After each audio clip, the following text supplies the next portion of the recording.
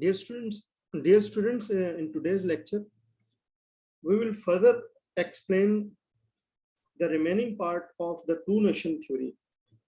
In previous lecture, we started the topic to the two-nation theory, and today we will, inshallah, we will complete the topic. And for further explanation, I have already referred the book, and you may contact in the college library, and you may go through the book. And we already studied that we already had idea that Muslim power was at its zenith till the 18th century. But in the middle of the 19th century, after the failure of the war of independence of 1857, Muslim power declined and ended in South Asia. The British occupation of South Asia was total and complete. It was an age of desperation and despondency for the Muslims. They bore and brunt of British cruelties and tyranny. They were destroyed economically. Later on, Sir Syed Ahmad Khan tried to improve a lot through education. He established a college at Aligarh.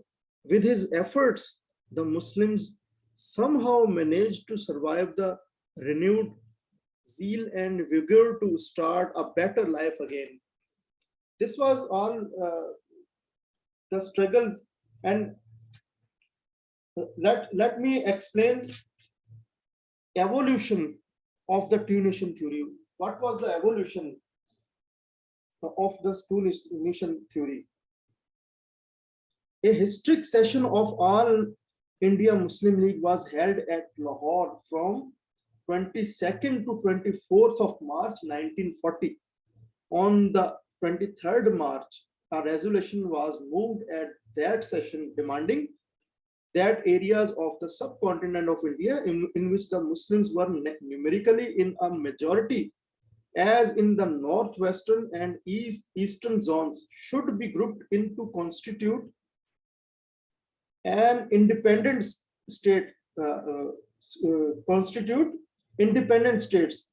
Having regard to the place of its adoption, the resolution was originally referred to as the Lahore Resolution, which was also the Pakistan Resolution.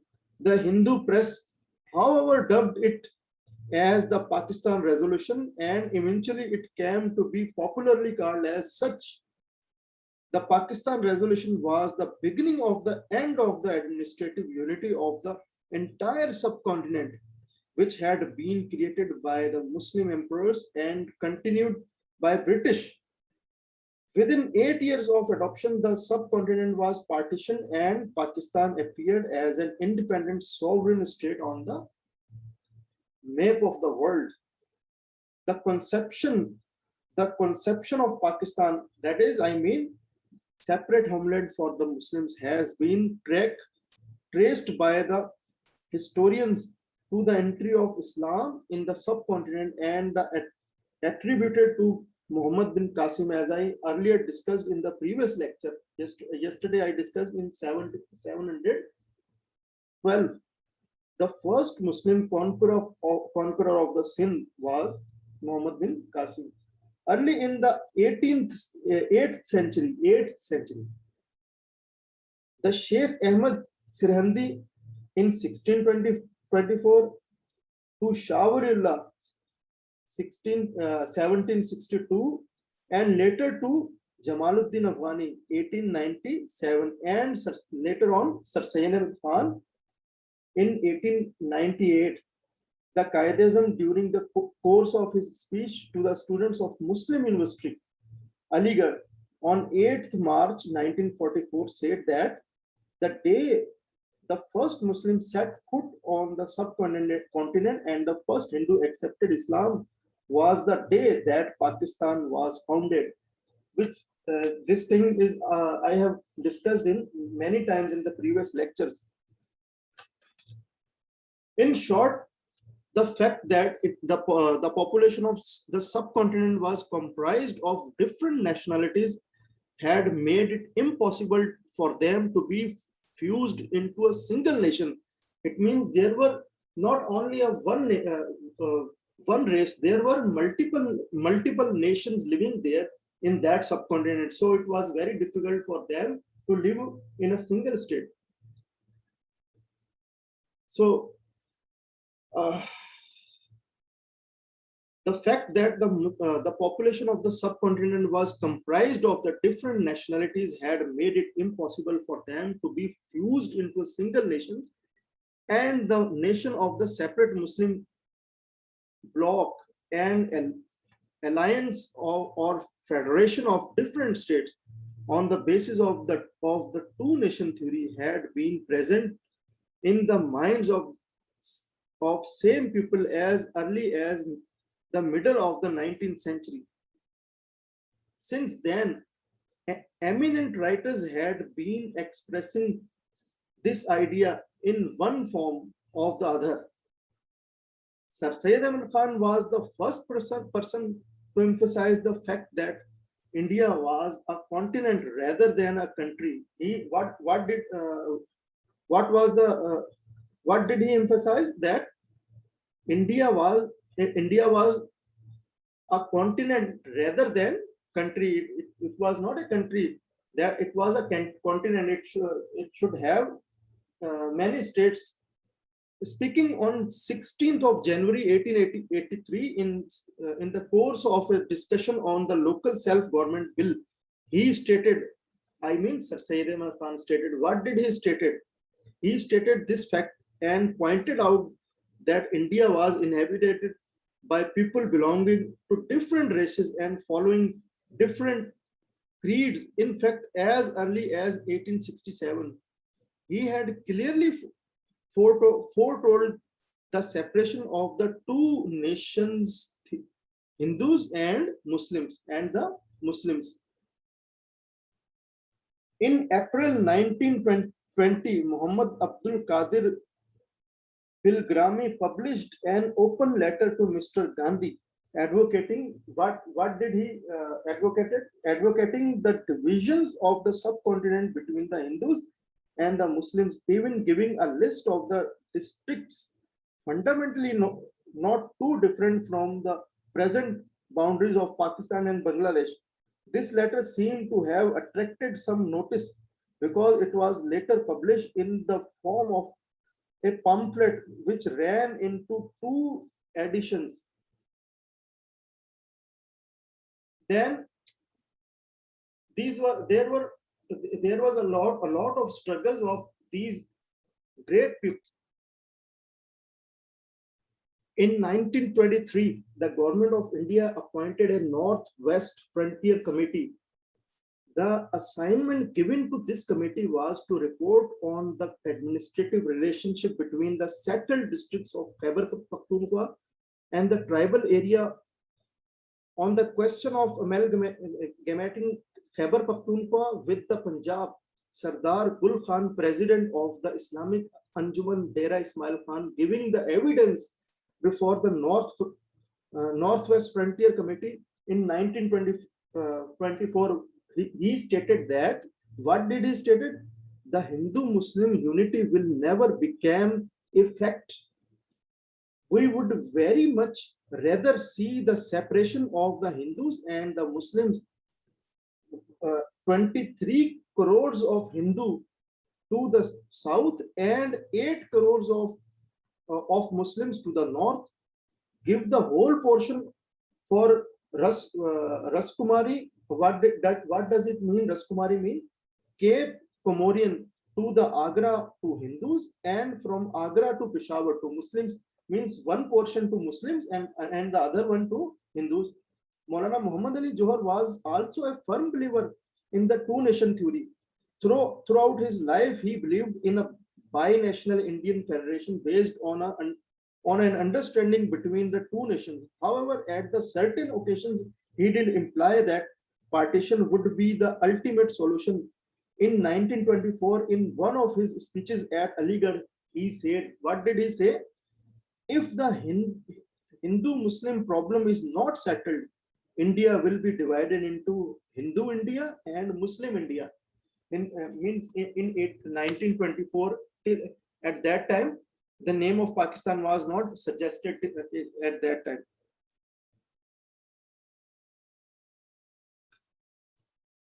Similarly,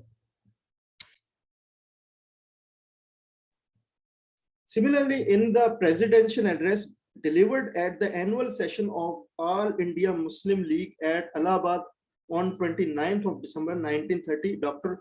Sir Muhammad Allama Iqbal said, what did he say? I would like to see the Punjab Northwest Frontier Province, now which is now called Khyber Pakhtunkhwa, Sindh and Balochistan, amalgamated into a single state, self-government within the British Empire or without the British Empire.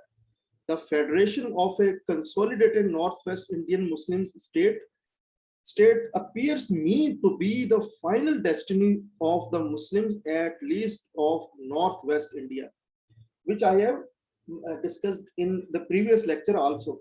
In January 1933, Chaudhry Rahmat Ali, a student at Cambridge, issued a pamphlet entitled Now or Never and coined the term Pakistan. Literally, what is the meaning of Pakistan? The land of the pure.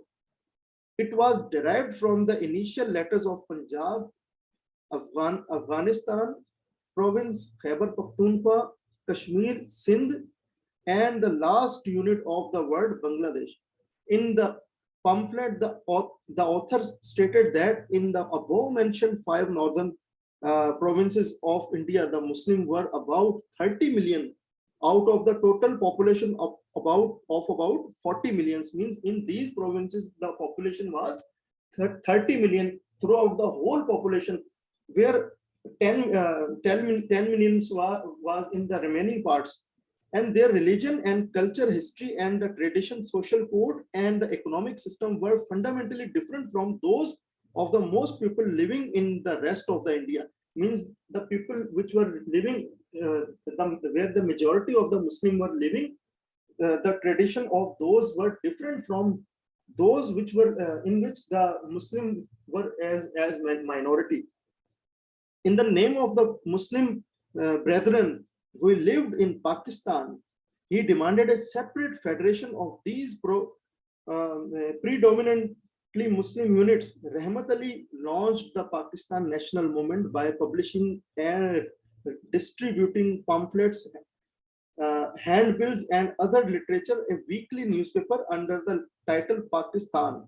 Means the title of those pamphlet newspaper was weekly newspaper was Pakistan was also started. He started distributing those literatures. Thus, by the time 1937, the All India Muslim League was recognized under the leadership of Mr. Jinnah, and the partition idea on the basis of two-nation theory had found its way into the thinking of various politicians, writers, and the writers. Nevertheless, it took the league another 3 years to make a formal demand for it. In October 1938, Sindh Provincial Muslim League Conference was held at Karachi under the presidency of Qaid-e-Azam Muhammad Ali Jinnah himself. In his presidential address, Mr. Jinnah accused the Congress of trying to destroy the Muslim League and dominate the Muslim by dividing them. He warned that this would result in India being divided. The chairman of reception committee of the conference, Sir Abdullah Haroon, hinted at the possibility of an independent federation of Muslim states. Sheikh Abdul Majid threatened what did he threatened? That if the Congress did not concede Muslim rights, Muslim would have no alternative but to fall back upon the Pakistan scheme, and nothing would prevent Muslims from the Karachi to Calcutta to march to their own self-determination. So this was the two-nation theory, which I discussed yesterday. It was the part one, and today I have discussed the rest of the part of this theory. You may also go through many other references, books, and other sources, just like you can also use the internet source, and you may go through by yourself and go and study this topic thoroughly. I hope you will, if any kind of question you may ask in the group. Thank you.